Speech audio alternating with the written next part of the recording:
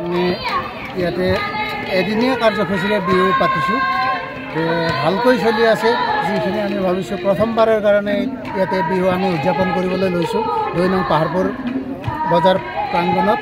গতিকে যিখিনি আমি আজি ৰাইজৰ সঁহাৰি পাইছোঁ এইখিনি বহুত ভাল বুলি অনুভৱ এটা হৈছে।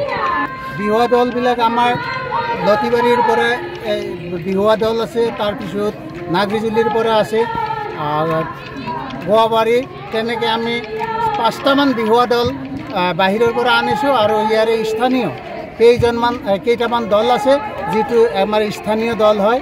গতিকে এই গোটেই মিলাই 11টা দল আছে ইয়াতে আজি উপস্থিত হয়।